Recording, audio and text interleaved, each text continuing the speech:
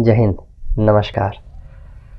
और पिछली वाली क्लास में हम लोगों ने बात किया था जैन धर्म के ऊपर, और क्लास में कुछ टेक्निकल फॉल्ट आ जाने की वजह से पूरी क्लास नहीं हो पाई थी। तो आज हम उसी मुद्दे पर बात करेंगे। पिछली क्लास में हमने जहाँ पर छोड़ा था वहीं से हम लेकर के चलेंगे। तो दरअसल हमारी बात हो रखी थी जैन धर्म में हमने बात कर लिया था भगवान महावीर स्वामी के ज्ञान की प्राप्ति की। ठीक है, बात करें अगर ज्ञान की प्राप्ति की, तो आप सबने जाना है कि भगवान महावीर स्वामी जी को ज्ञान की प्राप्ति कहाँ हुई थी। ज्ञान की प्राप्ति आपको कहाँ पे हुई थी? ठीक है, तो ज्ञान की प्राप्ति के बाद आप क्या कहलाए? जिन कहलाए, अवस्था कहलाए। ठीक है, और क्या कहलाए? निर्ग्रंथ कहलाए। जिन मतलब क्या होता है भाई? जिन होता है, जिन का मतलब विजेता। ठीक है, अरहत मतलब पूजनीय होता है। ठीक, और निर्ग्रंथ का मतलब होता है बंधन मुक्त। ठीक है, और कहाँ पे ज्ञान की प्राप्ति हुई थी? तो ज्ञान की प्राप्ति की अगर बात करें तो वैशाख पूर्णिमा के दिन आपको ज्ञान की प्राप्ति हुई है। ठीक है, ऋजुपालिका नदी के किनारे हुआ है, साल वृक्ष के नीचे, याद रहेगा। ठीक है, उसके बाद अब देखो, और ज्ञान की प्राप्ति के बाद अब वर्धमान बन गए हैं महावीर। ठीक है, तो आपके नौकरी लगने के बाद आप भी क्या हो जाएंगे? ठीक है, हाँ, जैसा आपने उचित समझा। ठीक है, अब आगे बात करेंगे कि अब जब ज्ञान की प्राप्ति हुई, ज्ञान की प्राप्ति होने के बाद, ठीक है, वर्धमान बन गए महावीर। ठीक है, महावीर नहीं, भगवान महावीर। ठीक है, भगवान महावीर, और यही है आपके 24वें तीर्थंकर। 24वें तीर्थंकर। तीर्थंकर तो हमने आपको बता ही रखा कि तीर्थंकर किसको कहा जाएगा। ठीक है, वह जिसने समाज के समस्त, ठीक है, जो है समाज के समस्त चीज़ों की शिक्षा को ग्रहण कर लिया हो, सब कुछ सीख लिया हो समाज का। ठीक है, पूरे विश्व को जान लिया हो, वही तीर्थंकर है। जिसने समाज को समझ लिया, ठीक है, जिसने विश्व को समझ लिया, ब्रह्मांड को समझ लिया, वही तीर्थंकर है। तीर्थंकर का मतलब ये भी होता है कि समस्त ब्रह्मांड में घूमने वाला, उसका मतलब भी होता है। ठीक है, तो अर्थात कहने का मतलब ये है कि कोई तीर्थंकर पूरे ब्रह्मांड में तो नहीं घुमा हुआ, लेकिन कहना में ये है कि ये कहना है कि वे देखिए, ऐसा हो सकता है कि पूरे ब्रह्मांड को समझ लेने वाला, यानी कहने का मतलब अपनी आध्यात्म शक्तियों से पूरे ब्रह्मांड का भ्रमण लगा लेने वाला ही क्या कहलाता है? तीर्थंकर कहलाता है। क्लियर? तो अब हमने क्या कहा? वर्धमान महावीर। वर्धमान से क्या हो गए? महावीर। जैसे आज आप हैं, ठीक है, आज आप नॉर्मल पर्सन है, जैसी नौकरी मिल जाएगी, नॉर्मल से आम से क्या हो जाएंगे? खास। ठीक है, हाँ, अभी आप क्या है? Mango peoples. ठीक है, हो सकता है इसके बाद में आपका शेख बन जाए। क्लियर हो गया? मतलब शेख बन जाए आप। ठीक है, तो 24वें हो जाएंगे, 24वें तीर्थंकर बन गए महावीर। और महावीर जी को क्या कहा गया? जिन कहा गया। जिन कहा गया, और क्या कहा गया भाई? ठीक है, जिन हो गए। जिन के बाद में अरहत कहा गया, अरहत। और उसके बाद क्या गया? निर्ग्रंथ कहा गया, निर्ग्रंथ। ठीक है, निग्रंथ है। ठीक है, निग्रंथ। जिन का मतलब होता है विजेता। आगे बात समझ में? जैसे आप कामयाब हो जाएंगे तो आपको क्या कहा जाएगा? सक्सेसफुल। आप ही की जिंदगी से तो रिलेटेड है चीजें, सब चीज आपकी जिंदगी से रिलेटेड है। इनको अपनी जिंदगी में उतार लीजिए, अपने समाज के साथ लेकर के चलने लगिए, सब चीजें आपको समझ में आने लगेंगी। कुछ भी कठिन नहीं है, बहुत आसान है समझने का, बस हुनर चाहिए। आगे बात समझ में? और बिल्कुल, और कहा भी गया है, देखिए मन के जीते जीत होती है और मन के हारे हार होती है। ठीक है, इसीलिए शायर भी कहता है कि कौन कहता है आसमां में छेद नहीं होता, कौन कहता है आसमां में छेद नहीं होता, एक पत्थर तो जरा तबीयत से उछालो यारो। ठीक है, तो अरहत, विजेता। ठीक है, और आप जब सक्सेस हो जाएंगे तो आपके लिए भी यही शब्द कहे जाएंगे, सक्सेसफुल। ठीक है, सक्सेसफुल, पढ़ने वाला लड़का, मेहनती लड़का। ठीक है, सब लोग कहेंगे अरे रात रात भर मेहनत करता था, नहीं हुआ तो पता नहीं पढ़ता था, नहीं पढ़ता था। ठीक है, तो वही बातें हैं। अरहत का मतलब होता है पूजनीय। ठीक है, निग्रंथ का मतलब होता है बंधन मुक्त, बंधनों से मुक्त है। आगे बात समझिए, पूजनीय, अरहत। अब आप भी नौकरी करके पैसा कमा के घर में देंगे, आप भी पूजनीय हैं, आप भी पूजनीय हो जाएंगे भैया। जो आप कहेंगे वही बनेगा, जो आप कहेंगे वही शासन होएगा, मेरा वचन ही होगा शासन, मेरा शासन ही होगा मेरा वचन। ठीक है, आपसे बिना पूछे कोई काम ही नहीं होगा। बबुआ आई हैं तो काम हुई, नहीं आई है तब तक काम रुका रहेगा।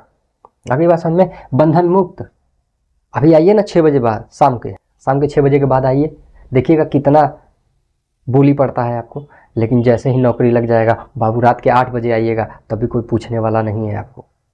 ठीक है, तो सब चीज़ है तो आपको ये है, आप सामाजिक व्यक्ति हैं, ये भगवान है। ठीक है, बस थोड़ा सा अंतर है, बाकी चीज़ें सम वही है। आगे बस समझ, आगे बात करते हैं। 24वें महावीर स्वामी बने। ठीक है, अब महावीर स्वामी जब शिक्षा ग्रहण किए हैं, आप शिक्षित तब तक माने नहीं जाएंगे। कहने का मतलब ज्ञान का रास्ता होता है, ज्ञान होता है मस्तिष्क में। अब मस्तिष्क का मार्ग कहाँ पे है? मुख है, मुख, या जुबान है, जुबान। और जब तक मस्तिष्क का जुबान से कनेक्शन नहीं होगा, यदि जुबान से हम बोलेंगे नहीं, तो हमको कैसे मालूम चलेगा कि आप कितने बड़े विद्वान हैं? यानी मस्तिष्क का जो द्वार है वो मुख है। ठीक है, इस मस्तिष्क में क्या भरा हुआ है, इस मस्तिष्क कितना नॉलेज है, कितना ज्ञान भरा हुआ है, ये सब कैसे पता लगेगा? जब जुबान बोलेगी तब, यानी जिह्वा। ठीक है, तो गुरु कहाँ निवास करते हैं? गुरु निवास करते हैं जीभ में। आगे बात समझे? कभी हमारी ज्योग्राफी का क्लास लीजिएगा तो हम कभी आपको ज्योतिष बताएंगे, इसके बारे में बढ़िया से समझाएंगे। ठीक है, मुख देख करके कैसे चेहरा पढ़ा जाता है। आगे बात समझे? गाना भी आप सुने होंगे, किताबें बहुत सी पढ़ी हैं तुमने, कभी कोई चेहरा भी तुमने पढ़ा है। ठीक है, हम सिखा देंगे आपको। वो कहता भी तो है कि पढ़ा है। ठीक है, आगे हाँ, पूरे गाना आप सुन लीजिएगा। तो ये बातें हैं, तो हम सिखा देंगे आपको, इसमें क्या दिक्कत है? बने रहिएगा हमारे चैनल के साथ में बस। ठीक है, अब बात कर लेंगे 24वें तीर्थंकर बने इसी प्रकार से। ठीक है, और इनका प्रतीक चिन्ह मैंने बता दिया सबका पहले शुरू से ही। सबसे पहले कौन से थे आपके तीर्थंकर? ठीक है, ऋषभदेव। हाँ, बहुत बढ़िया, याद है आप लोगों को। आगे बस में, तो उनका प्रतीक चिन्ह भी आपको मालूम होगा, सांड है, बैल है। ठीक है, और सांड भी आता है, बैल भी आता है। ठीक है, और देख लीजिएगा और क्या। ठीक है, दूसरे आपके तीर्थंकर कौन थे? अजीतनाथ है। अजीतनाथ का क्या था? हाथी है। ठीक है, और 23वें आपके कौन से हैं? 23वें पार्श्वनाथ हैं। उनका क्या चीज़ है? पार्श्वनाथ का सर्प है। ऐसा कहा जाता है कि पार्श्वनाथ ने जलती हुई लकड़ी, यानी कि कोई जो है जलती हुई आग थी, उसमें सर्प गिर गया था, उसको जो है उन्होंने निकाल दिया था आगे वसन में, तो उसकी जान बचाई थी। इस वजह से उनका प्रतीक चिन्ह जो है सर्प हो गया था। ठीक है, तो पार्श्वनाथ और सर्व से थोड़ा सा सर्प याद रखिएगा, सर्प याद रह जाएगा आपको। ठीक है, तो 24वें है, इनका भी प्रतीक चिन्ह आप याद रखिएगा भाई। महावीर स्वामी जी का इनका सिंह है। ठीक है, सिंह वाला सिंह नहीं, सिंह वाला, शेर वाला सिंह। आगे वसन में इनका प्रतीक चिन्ह क्या है? सिंह। अब देखिए, हमने कहा ज्ञान की प्राप्ति हुई, तो ज्ञान मुंह से बोलेंगे तभी पता लगेगा। तो अब जब तक महावीर स्वामी बोलेंगे नहीं तो पता कैसे चलेगा कि आपको अध्यात्म का ज्ञान हो चुका है? आगे वसन में आपको ज्ञान की प्राप्ति हो चुकी है, तो कहीं तो बताइएगा। तो बताइएगा तो कहाँ बताइएगा? तो सबसे पहले आप जाइएगा, उपदेश दीजिएगा कहाँ पर? राजगृह में। कहाँ पे दीजिएगा? राजगृह में। राजगृह में जाइएगा, और राजगृह में अब किसको बोलिएगा? सबसे पहले अपने दामाद। क्या किसी को इनकी पुत्री का नाम याद है? किसी को इनके पुत्री का नाम याद है? जी जी जी जी, ठीक है, बहुत बढ़िया। ठीक, इनकी पुत्री का नाम क्या था? अन्नोजा प्रियदर्शिनी। अन्नोजा प्रियदर्शिनी। ठीक है, अन्नोजा प्रियदर्शिनी, यानी अन्नोजा प्रियदर्शिनी का विवाह हुआ होगा इनके दामाद से। तो इनके दामाद का नाम क्या है? जमाली बोलते हैं, जमाली। ठीक है, ये जामली भी होगा, जमाली भी हो सकता है। तो पहला उपदेश, क्वेश्चन पूछा जाता है कभी कभी आपसे कि महावीर स्वामी का पहला उपदेश कहाँ दिया गया? तो राजगिरी में। किसको दिया गया? जमाली को दिया गया। यानी कौन थे जमाली? इनके दामाद थे। ठीक है, तो पुत्र वधु भी कह सकते हैं, पुत्री वधु। ठीक है, पौत्र वधु, जो भी है, सॉरी। ठीक है, आप लोग देख लीजिएगा। ठीक है अपना, तो राजगिरी में दिया था अपने दामाद जमाली को, पहला उपदेश इन्होंने दिया। ठीक है, और इस प्रकार से अब हाँ, मेन तो चीज़ है ही है भाषा बड़ी आधार की चीज़ है भाई। ठीक है, भाषा। अब आपसे हम पूछते हैं कि बौद्ध धर्म में कौन सी भाषा का प्रयोग किया था? महात्मा बुद्ध ने पाली भाषा का प्रयोग किया था। यह भी कैसी भाषा है? सामाजिक भाषा है। ठीक है, और जो महावीर स्वामी ने भाषा का प्रयोग किया, यह प्राकृतिक भाषा है। प्राकृतिक भाषा है, या इसको बोलते हैं अर्ध मगधी भाषा। मगही भी बोलते हैं, मगधी भी बोलते हैं, अर्ध मगधी, या इसको प्रकृति बोल लीजिए, या इसको अर्ध मगधी भी बोल लीजिए। तो क्या अर्ध मगधी या प्रकृति भाषा अलग नहीं? क्या विद्वानों की भाषा है? नहीं, ये भी आम नागरिकों की भाषा है, आम लोगों की भाषा है। तो ऐसा क्या कारण है? बौद्ध धर्म ज़्यादा दिखता है जबकि जैन धर्म कम दिखता है। लेकिन जैन धर्म जितना दिखता है उतना बहुत है, जबकि बौद्ध धर्म दिखता है। ठीक है, लेकिन इनके मुकाबले, यानी जो जितने ज़्यादा शिक्षित ये होते हैं उससे बौद्ध धर्म कम शिक्षित हो, बहुत ज़्यादा शिक्षित होते हैं ये लोग, बहुत ज़्यादा पढ़े लिखे लोग होते हैं जैन धर्म के, कम होंगे लेकिन एकदम सक्सेसफुल होंगे। आगे बात समझ में। अर्ध मगधी भाषा ये भी सामाजिक भाषा है, और जो पाली भाषा है वो भी सामाजिक भाषा है, लोगों की भाषा है, ठीक है। कुलीन भाषा नहीं है, ये भी कुलीन भाषा उतनी नहीं है। कुलीन भाषा तो संस्कृत है, तो कहाँ संस्कृत है, ये अर्ध मगधी है। तो फिर क्या कारण रहा, कारण क्या रहा भाई साहब, कारण है कठोरता। कारण क्या है, कठोरता। यदि आप किसी के ऊपर कठोर नियम, हमने बौद्ध धर्म में भी आपको बताया था कि यदि आप नियम को कठोर करेंगे लोग उससे बचने लगेंगे। आगे बात समझ में। यह जितने भी धर्म हैं, अगर अपने धर्म को कठोर बनाते चले जाएंगे तो इनके अनुयायियों की संख्या अपने आप घटने लगेगी। ठीक है, छोटी है लेकिन बहुत मोटी बात बता रहा हूँ। अगर अनुयायियों की संख्या बढ़ानी है तो आपको अपने धर्म में कुछ चीज़ों की छूट देना अनिवार्य है। समझ रहे हैं बात को, ठीक है। तो अपने धर्म में क्या है, छूट देने का अनिवार्य करना पड़ेगा, कुछ तो छूट आपको देनी पड़ेगी। लेकिन जैन धर्म में आप नियम देखेंगे और कानून देखेंगे तो बहुत ढेर सारे नियम और कानून हैं, और सारे के सारे कानून नियम बहुत ज़्यादा कठोर हैं। कठोर होने की वजह से मेन चीज़ क्या है, धार्मिक कठोरता। धार्मिक कठोरता यही है कारण, धार्मिक कठोरता। किसमें, जैन धर्म की। जैन धर्म में क्या है भाई, धर्म में धार्मिक कठोरता बहुत है। इतनी ज़्यादा कठोरता है कि उसका पालन नहीं कर पाता है व्यक्ति, और जब पालन नहीं कर पाएगा तो उस धर्म को फॉलो नहीं कर पाएगा, और जब धर्म को फॉलो नहीं कर पाएगा तो अनुयायी यानी मानने वालों की संख्या क्या होगी, घट जाएगी। सिंपल। अब बौद्ध धर्म में इतना कठोरता नहीं है। हमने आपसे बोला है कि वहाँ पे बहुत सी चीज़ें हैं, भिक्षुक भी हैं, आगे बात समझ में, और उपासक भी हैं। भिक्षुक वो जो एक वो है, एक वो तबका है जो अपना पूरा घर बार छोड़ करके आ गए हैं और पूरे मन तन धन से, ठीक है, बौद्ध धर्म को समर्पित हो गए। और एक वो लोग हैं जो दोनों में रहना चाहते हैं, धर्म में भी और घर बार में भी रहना चाहते हैं। तो बौद्ध धर्म इस चीज़ की अनुमति देता है। जैन धर्म में ऐसा कोई सिस्टम नहीं है। आगे बात समझ में। या तो आप पूरी तरीके से शामिल ही हो जाइए, या तो शामिल मत होइए, केवल एक्सेप्ट करके रह जाइए। आगे बात समझ में। तो ये चीज़ें हैं। कठोरता, और कहाँ पे कठोरता आ जाती है, कठोरता अभी हम बता देते हैं आपको। नियम देखिए इसके। ये महावीर स्वामी जी की आपने बातें समझ ली। पहला उपदेश आपने देख लिया राजगिरी में, किसको दिया था, अपने दामाद जामली को दिया था। उसके बाद आपने देख लिया होगा वर्धमान, ठीक है। और जिन कहा गया, इनको अरहत भी कहा गया, निर्ग्रंथ भी कहा गया। कभी कभी क्वेश्चन पूछा है, निम्नलिखित में से किस तीर्थंकर को अरहत कहा जाता है, तो महावीर को ही अरहत कहा गया है। किस तीर्थंकर को निर्ग्रंथ कहा गया है, तो महावीर को ही निर्ग्रंथ कहा गया। एक बार क्वेश्चन पूछा होता, पूजनीय का मतलब, ठीक है, जैन धर्म में पूजनीय किसको कहा गया, अब पूजनीय का मतलब अरहत होता है, अरहत मतलब पूजनीय होता है। आगे बात, ठीक है। चलें अब देखें कठोरता की बात कर लेते हैं, जैन धर्म में कठोरता कैसे है। आगे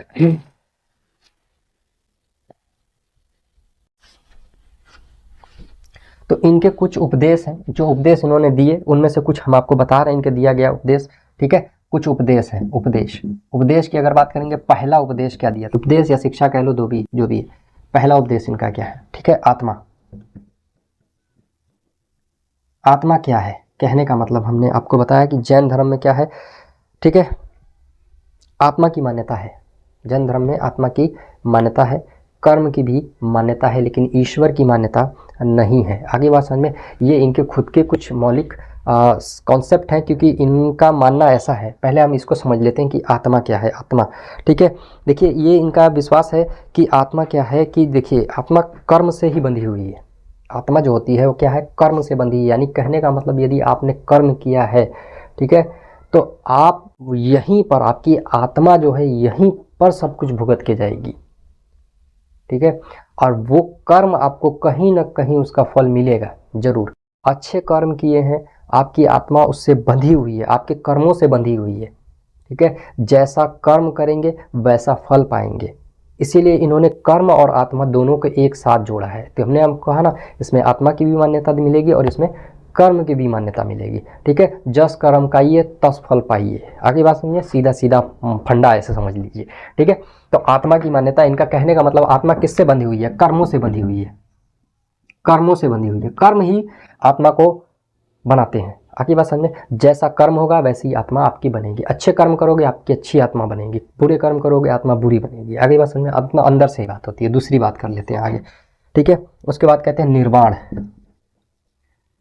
निर्वाण क्या चीज़ है, निर्वाण क्या है, ठीक है। निर्वाण की अगर बात करेंगे तो निर्वाण की अगर बात करें, ठीक है, निर्वाण की अगर बात करेंगे तो निर्वाण क्या चीज़ होती है। देखिए भाई, जरूरी नहीं कि आप जिंदगी से छूट जाएं वही निर्वाण कहलाएगा, ठीक है।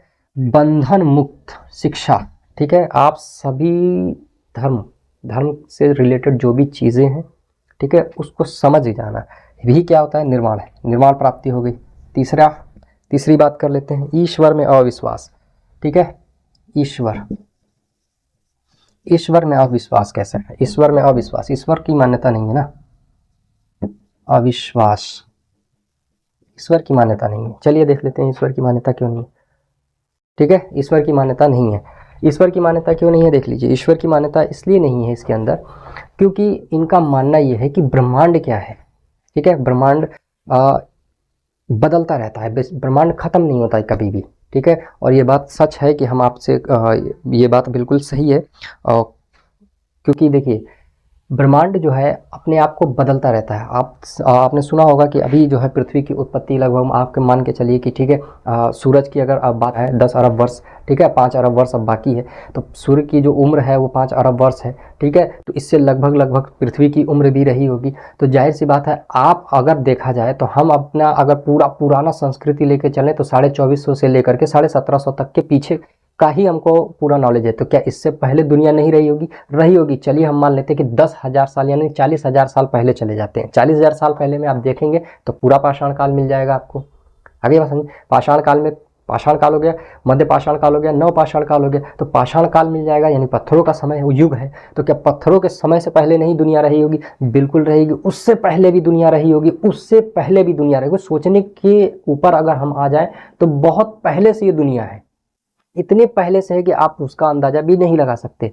तो ये ज्ञान ही है जो इन्होंने समझा। इन्होंने कहा कि दुनिया अपना यानी ब्रह्मांड अपना स्वरूप बदलता है, हमेशा ब्रह्मांड अपना स्वरूप बदलता रहेगा। तो इसके लिए ये ज़रूरी नहीं है कि ईश्वर में विश्वास ही रखें, ठीक है, तभी हमें ब्रह्मांड में दूसरा दुनिया या दूसरा आत्मा परमात्मा या हमारी मृत्यु, ठीक है, साक्षात होगी नहीं होगी, ये सब ईश्वर में विश्वास रखने से नहीं होगा। ये ब्रह्मांड है, ब्रह्मांड अपने आप को बदलता रहता है, ठीक है। ईश्वर की मान्यता हो चाहे ना हो, ब्रह्मांड है, ब्रह्मांड हमेशा से था, है, रहेगा। ईश्वर इसको नहीं बनाए हैं, ईश्वर ने ऐसा नहीं किया है, इनकी ऐसी मान्यता है, ठीक है। बाकी हम तो कुछ नहीं कहेंगे आगे, ठीक। आगे चौथा की अगर बात करेंगे, वेदों की अस्वीकृति, ठीक है। वेदों की अस्वीकृति, ये तो मैं भी मानूंगा और आप सबको भी मानना चाहिए। वेदों की अस्वीकृति क्यों है? अस्वीकृति, ठीक है, इसको मैं भी मानूंगा, आप भी मानिए, ठीक है, क्योंकि मुझे लगता है ऐसा सही है। इन्होंने ऐसा करा तो मुझे लगता है ऐसा सही है। क्या एक बात बताइए, शिक्षा पर केवल एक ही समुदाय का अधिकार होना चाहिए? क्या मान लीजिए कि अगर मैं कह रहा हूँ कि पोलियो ड्रॉप, ठीक है, पोलियो ड्रॉप है, या हमने कहा कि चेचक का जो टीका है, ठीक है, या हमने आपसे कहा कि मान लीजिए कि जिसने भी एंटीबायोटिक बनाया, अगली बात समझे, तो क्या वो कह देता कि नहीं ये सिर्फ एक ही समुदाय के व्यक्ति के लिए है? तो अगर वो एक समुदाय के व्यक्तियों को दिया जा रहा होता तो बाकी के लोग क्या कर रहे होते, यानी कि आधे से ज़्यादा आबादी मर चुकी होती। यानी पोलियो का टीका पोलियो का खोज करने वाला, पोलियो ड्रॉप की खोज करने वाले वैज्ञानिक सल्यूट है उनको, उन्होंने इस बात के लिए कहा कि मैं इस पोलियो ड्रॉप को पैटर्न नहीं कराऊंगा, क्योंकि अगर मैंने इस पोलियो ड्रॉप को पैटर्न करा लिया तो इसके लोग फीस लेंगे, पैसा लेंगे इसका, ठीक है। और दुनिया उस समय पूरा दुनिया पोलियो से जूझ रहा था। अगली बात समझ में? हाँ, पोलियो का एक वायरस होता है, ठीक है, पोलियो वायरस अगर वो आपके शरीर में हो जाता है तो वो क्या करता है, तंत्रिका तंत्र को आपके, ठीक है, डैमेज कर देता है, जिससे आपके शरीर का विकास सही से नहीं हो पाता है, ठीक है। तो हो सकता है कि आप विकलांग हो, सही से हाथ पैर काम नहीं करें आपके, ठीक है, इसको बोलते हैं पोलियो। तो पोलियो का पैटर्न अगर उसने पैटर्न करा लिया होता तो आपको कभी आपको पोलियो का ड्रॉप नहीं मिल रहा होता, उसका फीस देना पड़ता, पता नहीं कितना लेते लोग, 1000 लेते, 1500 लेते, ठीक है। लेकिन उन्होंने पैटर्न नहीं करा, इसलिए सरकार ने आपको क्या किया, मुफ्त पोलियो ड्रॉप दिया, ठीक है। अब मुफ्त पोलियो ड्रॉप मिला, ठीक, तभी तो आप आज पोलियो मुक्त भारत है, ठीक, भारत क्या हो गया, पोलियो मुक्त हो गया। तो मालूम ये हुआ कि अगर आप सभी समाज के लिए कार्य करें तो समाज की इससे क्या होगी, अभिवृद्धि होगी, विकास होगा, और देश का विकास, जब समाज का विकास तो देश का विकास। लेकिन यहाँ पे शिक्षा का क्या है, अधिकार है, एक ही समुदाय को अधिकार है, यानी कि क्या, उच्च तबके के लोग पढ़ेंगे, कुलीन लोग क्या करेंगे, वेदों को पढ़ेंगे, सामान्य लोग इसको नहीं पढ़ सकते हैं। शूद्र लोगों को पढ़ने की तो छोड़ दीजिए, सुनने की अनुमति नहीं है। तो यह गलत है, यह चीज़ें क्या है, गलत है। इसलिए ये कहते हैं कि हम वेदों को नहीं मानेंगे, वेदों की अस्वीकृति है। क्यों? क्योंकि यह कुलीन लोगों के पढ़ने का एक किताब है, ठीक है। और जिसको कुलीन लोग पढ़ते हों और आम लोगों को पढ़ने की आज़ादी हो, तो हम ऐसी किताब को अपने धर्म में स्वीकृति नहीं देते हैं। ठीक है, तो हमको लगता है बिल्कुल सही है, या तो सबको पढ़ने की इजाज़त दीजिए, नहीं तो किसी को मत दीजिए। अगली बात समझ में, कोई किताब है तो कोई एक धर्म थोड़ी पढ़ेगा। ठीक है, तो अब तो संविधान आ गया है, आप भी पढ़िए, वो भी पढ़ें, भैया भी पढ़ें, भाभी पढ़ें, चाचा भी पढ़ें, चाची भी पढ़ें, सब लोग पढ़िए। ठीक है, अब तो वेद पढ़ने की भी अनुमति है, वेद सुनने की भी अनुमति है। ठीक है, आपको आपका संविधान यह अधिकार देता है। ठीक है, अनुच्छेद 17 भी कहता है अनटचबिलिटी। ठीक है, भारत में छुआछूत को अब समाप्त कर दिया गया है, ऐसा करने वाले को कानूनन अपराध है। ठीक है, तो अगर आपको आपका अधिकार नहीं मालूम है तो हमारी पॉलिटी की क्लास रहेगी, उसमें आप बैठिएगा, आपको आपके अधिकारों से अवगत करा दिया जाएगा। चलें आगे बढ़ें। 5वां, अहिंसा। ये सब नियम क्या होते जा रहे हैं, कठोर होते जा रहे हैं। ठीक है, नियम थोड़े से क्या हैं, ये कठोर हो रहे हैं, तो इतना ज़्यादा कठोर है इसलिए लोग क्या कर रहे हैं, कट रहे हैं। अब यहाँ पे आ जाता है अहिंसा। अहिंसा, अहिंसा का मतलब होता है भाई अहिंसा। इन्होंने कहा भैया अहिंसा मत करना, अहिंसा अहिंसा रखो। ठीक है, अहिंसा मतलब शांति, शांति, अहिंसा। हिंसा मत करो, हिंसा मतलब इतनी भी हिंसा मत करो। कहने का मतलब यह है कि खेती करने का भी ऑर्डर नहीं दिया। ठीक है, कृषि करने की अनुमति नहीं है। ठीक है, इतनी ज़्यादा जो है इसमें कठोरता है कि कृषि करने की भी अनुमति जैन धर्म में नहीं दी गई है। और आप देखेंगे कि जैन धर्म के जो भी भिक्षुक होते हैं वो लोग नंगे पैर चलते हैं। क्यों ऐसा, क्योंकि नंगे पैर नहीं चलेंगे, क्योंकि और नंगे पैर इसलिए चलते हैं कि ताकि कोई चींटी या कोई कीड़ा मकोड़ा उनके पैर के नीचे आकर के दब के मर ना जाए। अगली बात समझिए, सोचिए कितना ज़्यादा कठोरता है। खेती नहीं करने की इजाज़त इसलिए है कि भाई अगर आप खेती कर रहे हैं, हल चला रहे हैं, तो उसके नीचे आकर के किसी भी जीव की क्या हो जाएगी, हत्या हो जाएगी, इसलिए आप खेती मत कीजिए। जीव हत्या तो बहुत दूर की बात रही, समझ लीजिए। अगली बात समझ में, तो इतनी ज़्यादा कठोरता है, कठोरता और बहुत ज़्यादा है।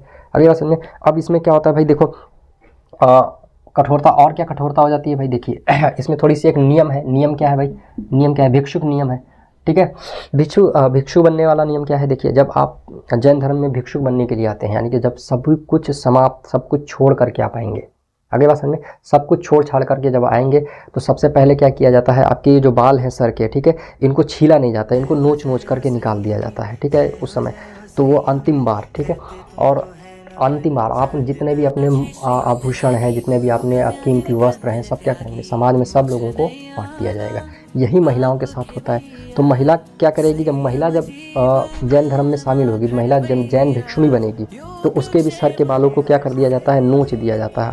वो अंतिम बार, अगर उसका बच्चा है तो अंतिम बार अपने बच्चे को दूध पिलाएगी, भाई है तो अंतिम बार अपने भाई को वो राखी बांधती है। ठीक है, सबसे मिलेगी, मिलने के बाद उसके बाद कभी ज़िंदगी में ना तो वह पुरुष ना तो वह स्त्री अपने परिवार से कभी ज़िंदगी में नहीं मिलेगा। तो ये नियम बहुत ज़्यादा कठोर हो जाता है। ठीक है, इस वजह से ये कठोरता है, ये कठोरता है, थोड़ी सी धार्मिक कठोरता है। इस वजह से हमको लगता है कि लोग इसके अनुयायी कम हुए। ठीक है, तो धार्मिक कठोरता की वजह से जैन धर्म के अनुयायी कम हुए। तो हमने अपना वादा पूरा किया, हमने आपसे कहा था कि हम बताएंगे कि जैन धर्म में कि क्या वजह रही कि बौद्ध धर्म तेज़ी से फैला और जैन धर्म उतनी तेज़ी से नहीं फैला। भाषा का इसमें कोई वो नहीं है, योगदान नहीं, थोड़ा बहुत भाषा का भी योगदान हो सकता है, लेकिन कठोरता बहुत ज़्यादा मेन चीज़ रही है। आगे बात समझ में। ठीक है, इन्होंने 5 महाव्रत दिए हैं आपके। महाव्रत ये तो आपके शिक्षाएँ हैं। ठीक है, महिलाओं को आज़ादी है। छठा, महिलाओं पे तो मैं कुछ कहूँगा ही नहीं, महिलाओं को आज़ादी, महिलाओं को आज़ादी। ठीक है, हर धर्म में थोड़ा थोड़ा महिलाओं को क्या किया गया है, आज़ादी दी गई है, लेकिन एक रिस्ट्रिक्टेड यानी कि फुल स्टॉप के साथ में। ठीक है, हमारा संविधान भी इस बात को मानता है कि महिलाओं को थोड़ा सा क्या होना चाहिए, आज़ादी होनी चाहिए, लेकिन क्या है, उनको उनके अधिकार दिए जाने चाहिए। शिक्षा का अधिकार है, ठीक है, स्वतंत्रता का अधिकार है, अभिव्यक्ति का अधिकार है। ठीक है, तो ये अधिकार होने चाहिए, लेकिन हमें लगता है कि कभी कभी हद से अधिक दिए गए अधिकारों का उल्लंघन भी होता है। और ठीक है, हर धर्म में धर्म, चाहे वो इस्लाम धर्म रहा हो, चाहे वो हिंदू धर्म रहा हो, चाहे जैन धर्म रहा हो, चाहे वो बौद्ध धर्म रहा। बौद्ध धर्म तो सिरे से खारिज करता है, लेकिन बाद में उन्होंने बौद्ध भिक्षुणियों के लिए एक महासभा बनाई थी और महिलाओं को अपने धर्म में लेना शुरू कर दिया था। आगे बात समझ में। तो फिर भगवान महावीर कैसे पीछे रहते थे, तो इन्होंने भी कहा, हमने क्या कहा, महिलाओं को ठीक है आज़ादी है, हमारे धर्म में पूरी आज़ादी है, आप आइए। ठीक है, और हम आपको जो है बौद्ध भिक्षुणी में, जैन धर्म में हम शामिल करते हैं। और उसके साथ साथ में बौद्ध धर्म कहता है कि आप अरहत नहीं हो सकते। अरहत मतलब कहने का मतलब यह है कि धर्म को अपना करके अपने प्राण को त्याग देना अरहत कहलाता है। तो बौद्ध धर्म कहता है कि इसके लिए आपको क्या बनना पड़ेगा, अगले जन्म में आइए, पुरुष बनिए, फिर बौद्ध धर्म को ग्रहण कीजिए, उसके बाद आप हो सकता है कि अरहत हो जाए। लेकिन ये कहते हैं नहीं, हम डायरेक्ट ही क्या बना देंगे आपको, अरहत। ठीक है, यदि आप जैन भिक्षुणी होकर के अपने प्राणों का त्याग करेंगे तो हम आपको अरहत कहेंगे। आगे बात समझ में? तो सिंपल सी बात है, यहाँ पे थोड़ी सी महिलाओं को इज्जत दे दी गई है, थोड़ा सा ऊपर थोड़ा सा महिलाओं को थोड़ा सा सम्मान दे दिया गया है। आगे बात समझ में? तो इसी प्रकार की महिलाओं की थोड़ी सी हम क्या कहेंगे, पक्षधर भी हैं और महिलाओं की आज़ादी की भी बात कर रहे हैं, तो ये धर्म ठीक है। लेकिन कठोरता की वजह से थोड़ा सा हमको लगता है धार्मिक कठोरता ज़्यादा हो जाने की वजह से, यानी कठोरता उतनी नहीं कहेंगे, लेकिन यह है कि नियम थोड़े से कड़े हैं, कानून थोड़ा सा कठोर है। आगे बात समझ में? उसका पालन सब नहीं कर पाते हैं, ठीक है। नियम इतने प्यारे हैं लेकिन क्या है कि कठोर बहुत है, कठोर होने की वजह से सब पालन नहीं कर पाते हैं। आगे बात समझ में? हमारे धर्म में भी बहुत ढेर सारे नियम है, तो सारे थोड़ी ना हम पालन कर पाते हैं। हमको तो कहने को हमसे कहा भी जाता है भाई 5 टाइम नमाज होती है, तो जितना अपने पढ़ पाएगा उतना ही पढ़ पाता है, पूरा कहाँ पढ़ पाता है ना, सब नहीं पढ़ पाते। चले आगे बढ़ते हैं। अब हम बात करेंगे इनके दी गई 5 महाव्रत, ठीक है। तो इनके 5 महाव्रत कौन से हैं? महाव्रत की अगर बात करें, महाव्रत, ठीक है। महाव्रत की अगर बात करें तो पहला महाव्रत देखिए इनका सत्य है, सत्य।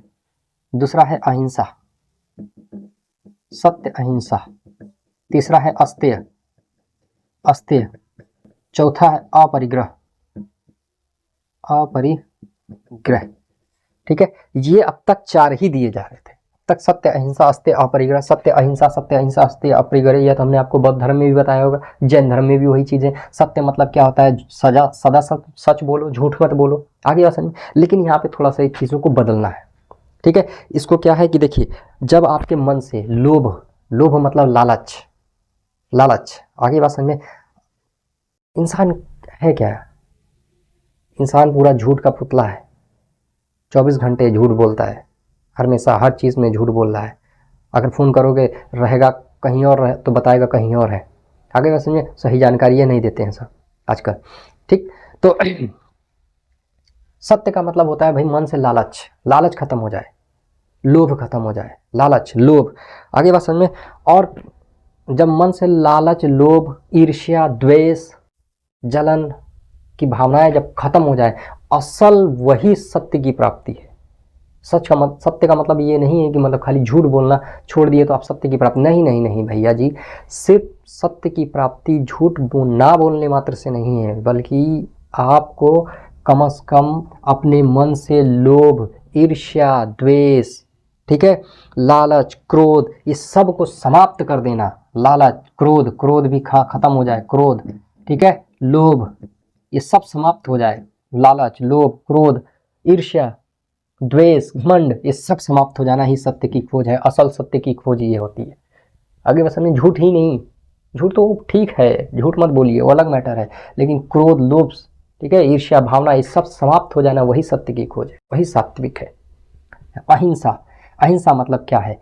ठीक है, जीवों की हत्या मत करो, शांति बना करके रखो, किसी से बेवजह लड़ाई मत करो, यही अहिंसा है, शांति बना करके रखो, ठीक है, अहिंसा। अस्तेय का मतलब क्या होता है भाई साहब? चोरी मत करो, चोरी मत करो। आगे बात समझे? चोरी मत करो, ठीक है, चोरी मत करो। चोरी के लिए मैं क्या बोलूँ, ठीक है, चोरी का मतलब वही चोरी। अस्तेय का मतलब केवल चोरी नहीं, भ्रष्टाचार भी चोरी है, किसी का हक मार लेना भी चोरी है। आगे बात समझ में? किसी का हक मार लेना भी चोरी है, किसी के साथ नाइंसाफ़ी करना भी चोरी है। केवल ये चोरी नहीं होती है, ठीक है। आज भाई का हक मार लिए, भैया चोरी है, ये भी चोरी है, ठीक है। हर आदमी आज चोरी करता, हर आदमी चोरी कर रहा है, ठीक है। और चोर को चोर कह दो तो बहुत ज़्यादा चिढ़ जाता है। आगे बात समझ में? ठीक, आगे देखेंगे। अपरिग्रह, धन इकट्ठा मत करो, धन एकत्रित मत करो, क्योंकि धन एकत्रित, अभी हमने आपसे कहा धन चीज़ को देखो भी, सत्य की मार्ग पर चले हो और धन को एकत्रित करोगे तो मन में क्या पैदा हो जाएगा? लोभ। और जब लोभ आ गया तो सत्य की खोज नहीं हो पाएगी, और सत्य की खोज नहीं हो पाएगी तो धार्मिक मार्ग पर आप हैं ही नहीं। अभी बात समझ में? आज शुरू में इंसान शुरू तो करता है धर्म के नाम पर, ठीक है, बड़े बड़े धार्मिक जो है अनुष्ठान चलते हैं, बड़े बड़े धार्मिक जो है हम कहेंगे कि बहुत जगहें चलती हैं, उपदेश चलते हैं धार्मिक, लेकिन ये धार्मिक तभी तक धार्मिक रहते हैं जब तक यह ट्रस्ट या ये जो अनुष्ठान जो है इनमें पैसा नहीं आ रहा हो, ठीक है, ये तब तक धार्मिक है। लेकिन जब पैसा आने लगता है तो स्वार्थ आदमी देखता है, फिर धार्मिक चीज़ों को छोड़ देता है। मैं उससे बहुत से एग्जाम्पल है मेरे पास ऐसे, ठीक है।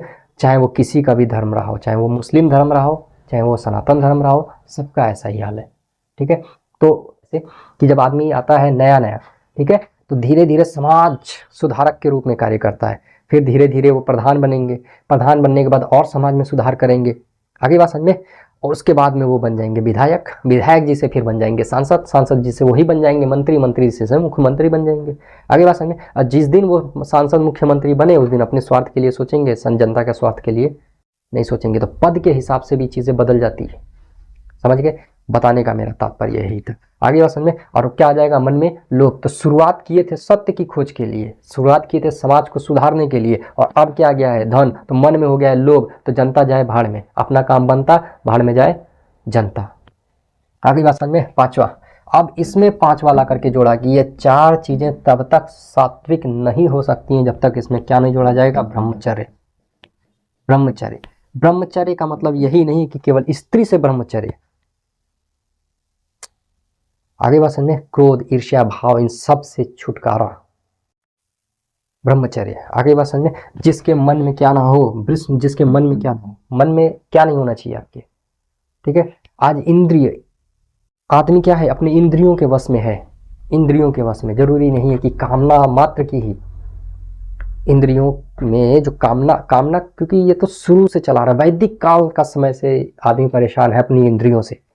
इंद्रियों से मुक्ति पाने के ढेर सारे महात्मा संतों ने इस पर ढेर सारे उपदेश दे रखे हैं। आज आप YouTube पर सर्च करें, लाखों आपको इसके वीडियो मिलेंगे, इंद्रियों को वश में करने के तरीके, लेकिन आज तक किसी ने इस पर पूर्ण संतृप्ति नहीं पा पाई। महात्मा लोगों की तो बात ही अलग है, वो अलग मैटर, ठीक है, वो उन्होंने अपने इंद्रियों को वश में किया तभी वो महात्मा कहलाए, ऐसे थोड़ी ना, ठीक है। तो बहुत ढेर सारे लोगों ने इस पे उपदेश दिए। इंद्रियों को वश में करना मनुष्य के लिए सबसे बड़ी चुनौती रही है, ये शुरू से आदिकाल के समय से समझ लीजिए, ठीक है, ये सबसे बड़ी चुनौती रही है। तो केवल इंद्रियों को ही नहीं भैया, क्योंकि इंद्रियां ही आदमी से गलत कार्य करवाती हैं। तो सबसे पहले तो अपनी इंद्रियों, ब्रह्मचर्य का मतलब इंद्रियों को वश में कीजिए, इंद्रियां वश में आ गई, चारों चीज अपने आप वश में आ जाएंगी। ये चारों चीज़ों को करना तभी आसान है जब आपकी इंद्रियां, क्योंकि मनुष्य बचपन से लेकर के जवानी तक इंद्रियों पर ही है, इंद्रियों पर ही अपने जीवन जीता है और उसके बाद इंद्रियों पर ही मृत्यु हो जाएगी। आगे बात समझ में, ठीक है। तो इंद्रियों पर संयम रखेंगे, ठीक है, इंद्रियों से मुक्त हो जाएंगे तो आप क्या मिल जाएगा, यह 5 महाव्रत आपके पूरे हो जाएंगे। आगे बढ़ेंगे, ठीक है। और अब राजा कौन कौन से आएंगे भाई, देखो कौन कौन से राजा, अब इतने बढ़िया ज्ञान है तो राजा तो जरूर, जाहिर सी बात है कोई ना कोई राजा इसको ग्रहण करेगा ही करेगा। आगे बात समझे, तो देखो भैया उदाईन है, उदाईन भी है, कभी कभी पूछ लेता है कौन सा राजा निम्नलिखित में से, ठीक है, जैन धर्म को फॉलो करने वाला है, ठीक। दूसरा आ जाएगा आपका उदाईन हो गया, वंदराज हो गया, वंदराज हो गया, ठीक है। तीसरा आपका चंद्रगुप्त मौर्य है, चंद्रगुप्त मौर्य आ गया, ठीक। कलिंग नरेश खारेलवाल हो गया, खारेलवाल, ठीक है। ये उदाईन आपके हर्यक वंश के आ गए, वंदराज भी हर्यक वंश के आ गए, और चंद्रगुप्त मौर्य आपका कौन सा, मौर्य साम्राज्य का संस्थापक हो गया, ठीक, खारेलवाल, ठीक है, खारेलवाल। कलिंग का शासक है ये खारेलवाल, खारेलवाल, ठीक है। अब जैन इन्होंने क्या काम किए भाई, ठीक है, और भी है, और कौन है, राष्ट्रकूट है, राष्ट्रकूट, चंदेल शासक भी हैं, चंदेल शासक, ठीक है। चंदेलों ने तो जैन धर्म यानी कि दक्षिण भारत में ये कहाँ पे मिलेंगे आपको, दक्षिण भारत में चंदेल शासक आपको दक्षिण भारत में मिलेंगे। ढेर सारे इन्होंने काम किए जैन धर्म को प्रोत्साहित करने के लिए। इन्होंने क्या किया, इन्होंने बनवाया है खजुराहों के जैन मंदिर, आपने खूब सुना होगा, खजुराहों के क्या बनवाया इन्होंने, जैन मंदिर। क्वेश्चन पूछा हुआ है, खजुराहों के जैन मंदिर किसने बनवाए हैं, चंदेल शासकों ने। चंदेल शासक किसको मानने वाले हैं, या जैन धर्म को मानने वाले हैं। मथुरा, इन्होंने मथुरा में जैन कला को विकसित किया। चंद्रगुप्त मौर्य ने क्या किया, मथुरा में, ठीक है, जैन कला को प्रोत्साहित करने वाले कौन थे, ये मौर्य लोग थे। अगली बात समझ में, मौर्य यानी कौन, मौर्य, चंद्रगुप्त मौर्य रहा। आगे बात समझ में। उसके बाद में अब बात करेंगे हम गंग वंश की। एक गंग वंश के शासक हैं, आपने खूब सुना होगा, गंग वंश के शासक, ठीक है। इनके एक मंत्री हैं जिनका नाम है चामुंड। तो चामुंड ने एक मूर्ति बनवाई है, उस मूर्ति का नाम भाई साहब आपका गोमतेश्वर की मूर्ति, गोमतेश्वर की मूर्ति है। आपको ये कायोत्सर्ग मुद्रा में है, ठीक है। ये आपको श्रवण बेलगोला में, कहाँ मिलेगी आपको, श्रवण बेलगोला, कर्नाटक, कर्नाटक के श्रवण बेलगोला, ये वही श्रवण बेलगोला है, श्रवण बेलगोला। कायोत्सर्ग मुद्रा यानी कि ऐसे खड़ी हुई मुद्रा है, कायोत्सर्ग मुद्रा उसको बोलते हैं जैन धर्म में, ठीक है। तो खड़ी हुए ऐसे महावीर स्वामी ऐसे क्या है, खड़े हुए हैं सीधे, ठीक है, उसको बोलते हैं कायोत्सर्ग मुद्रा। ये गंग वंश के एक मंत्री हैं चामुंड, इन्होंने बनवाया है, ठीक है, गोमतेश्वर, उस मूर्ति का नाम क्या है, गोमतेश्वर, ठीक है। यह वही श्रवण बेलगोला है जहाँ पर चंद्रगुप्त मौर्य जाकर के संलेखना व्रत के द्वारा अपना क्या कर देंगे, शरीर को त्याग देंगे। अगली बात समझे, तो यहाँ तक बात रही। अब क्या हुआ भाई, देखिए आगे चल करके, ठीक है, 468 ईसा पूर्व में, इतना सब कुछ करने के बाद 468, ठीक है। तो अब कैसा लगा आपको महावीर स्वामी जी का, अच्छा है ना सब कुछ, ठीक है, धर्म भी अच्छा है, नियम भी अच्छे हैं और महावीर स्वामी भी अच्छे हैं, ठीक है। तो अब इनके इतना अच्छा सफर रहा ना इनका, ठीक है, लेकिन क्या करें, ठीक है, हमारे में एक कहावत कही जाती है, ठीक है, जो दुनिया में आया है उसको जाना ही है। आगे बात समझ में, हर व्यक्ति को जाना है, हमें भी जाना है, आपको भी जाना है। मृत्यु का नाम गाली नहीं होती है, ठीक है, क्योंकि जो आया है उसको जाना ही है, ठीक है। तो अब क्या होगा, विदा करते हैं, ठीक है, महावीर स्वामी जी को 468 ईसा पूर्व, ठीक है, 468 ईसा पूर्व में क्या हो गया था, महावीर स्वामी जी की क्या हो गई, मृत्यु हो गई, ठीक है। महावीर स्वामी जी की क्या हो गई, मृत्यु हो गई। कहाँ पे हुई, पावापुरी, पावापुरी। अब आप पूछोगे जी पावापुरी कहाँ पे है, तो वर्तमान में बिहार में है जी, ठीक है, बिहार में पावापुरी में आपकी क्या हो गई, मृत्यु हो गई। और जैसे ही घर के बड़े घर से चले जाते हैं, तुरंत घर के क्या हो जाते हैं, बंटवारे। आगे बात सुनिए, और जैसे ही महावीर स्वामी जी की मृत्यु हुई, जैन धर्म 2 भागों में टूट गया, ठीक है। 2 भागों में किस में टूट गया, एक श्वेतांबर में टूट गया और दिगंबर में, ठीक है। तो पहली बौद्ध संगीति हुई थी, पहली जैन संगीति हुई थी 300 ईसा पूर्व में, ठीक है। इनके मृत्यु के 68 साल के बाद में 300 ईसा पूर्व, ठीक है, 300 ईसा पूर्व में कहाँ पे हुई, तो पूछा जाएगा कहाँ पे हुई थी, तो ये पावापुरी में ही हो गई थी, पावापुरी में, ठीक है। अध्यक्षता किसने की थी, अगर कहीं आपसे पूछ ले अध्यक्ष कौन रहा था इसका, ठीक है, तो याद रखिएगा भाई, इसका अध्यक्ष स्थूलभद्रा रहे थे, स्थूलभद्र, ठीक है। दूसरी बौद्ध संगीति हुई 6ठी शताब्दी में, 6ठी शताब्दी, ठीक है, 6ठी शताब्दी में। यह कहाँ पे होगी, बल्लभी में। कौन थे इसके अध्यक्ष, श्रवण बेलगोला, श्रवण,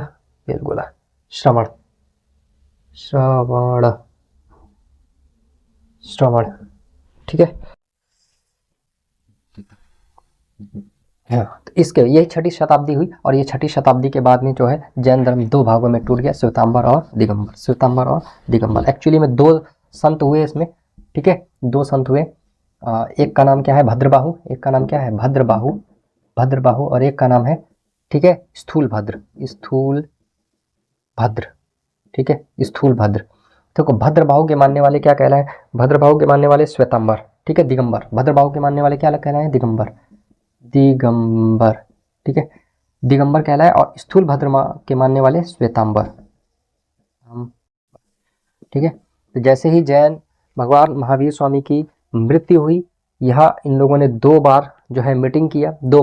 पहली मीटिंग हुई 300 ईसा पूर्व में पावापुरी में, किसकी अध्यक्षता में हुई, स्थूलभद्रा की। दूसरी हुई 6ठी शताब्दी में बल्लभी, गुजरात में, ठीक है, बल्लभी वर्तमान में गुजरात में पड़ेगा, श्रवण कुमार, ठीक है। अब इसके बाद में यह 2 भागों में टूट गया, भद्रबाहु और स्थूलभद्रा, दिगंबर और श्वेतांबर में टूटा। तो दिगंबर कहलाए भद्रबाहु के मानने वाले, दिगंबर का मतलब होते थे नग्न रहने वाले, ठीक है। और यही दिगंबर शाखा को माना किसने, चंद्रगुप्त मौर्य ने, ठीक है, श्वेतांबर। उसके बाद स्थूलभद्रा के मानने वाले क्या कहलाए, श्वेतांबर। ये कैसा वस्त्र धारण करेंगे, श्वेत वस्त्र धारण करने वाले क्या कहलाए। तो जैन धर्म में अगर आपको श्वेत वस्त्र धारण करने वाले दिखाई पड़ेंगे तो किसके मानने वाले होंगे, स्थूलभद्रा के। और जो नग्न अवस्था में रहते होंगे किसके मानने वाले होंगे, भद्रबाहु के। वो लोग दिगंबर शाखा के हैं, जो श्वेत वस्त्र धारण करेंगे वो लोग श्वेतांबर शाखा के होंगे मानने वाले। आगे बात समझ में, लास्ट में इन्होंने 3 रत्न दिए हैं, ठीक है, इनके द्वारा दिए गए कितने रत्न हैं, 3 रत्न, ठीक है। अब रत्नों को भी देख लो भाई, 3 रत्न कितने हैं, 3 है, ठीक है। पहला रत्न कौन है, सम्यक दृष्टि। दूसरा कौन सा है, सम्यक ज्ञान। तीसरा क्या है, सम्यक आचरण, ठीक है। सम्यक मतलब होता है अच्छा, सही, नेक। आगे बात समझ में, सम्यक दृष्टि, निगाहें अच्छी रखो, निगाहें नेक रखो, अच्छी रखो। और जब निगाहें अच्छी रखोगे तो अच्छी निगाहों से ही ज्ञान की प्राप्ति होगी, ठीक है। तो देखो, समझो, सम्यक दृष्टि, देखो, सम्यक ज्ञान समझो, आचरण करो, उसके बाद में आचरण उसको उतारो अपनी ज़िंदगी में। सम्यक आचरण देखो, समझो, उतारो, आगे बात समझ में हो जाएगी आपको ज्ञान की प्राप्ति। आई होप आपको यहाँ तक का सफ़र अब अच्छा लगा हो। जैन धर्म का ये सफ़र हमारा यहीं खत्म होगा। अगली वीडियो में हम बात करेंगे हर्यक वंश की, ऐसा क्या कारण रहा कि पुत्र ही पिता की हत्या कर देता था। बहुत ही इंटरेस्टिंग रहेगा, ठीक है, और बहुत ही जानने के लिए आप भी उत्सुक है, मैं भी जानने के लिए उत्सुक हूँ कि क्यों कोई पुत्र अपने पिता की ही हत्या कर दे रहा था, हर्यक वंश, ठीक है। आगे बात करेंगे इसके लिए, ठीक है। तब तक के लिए सफ़र यहीं खत्म करते हैं, बने रहिएगा मेरे चैनल के साथ, ठीक है। जय हिंद, नमस्कार।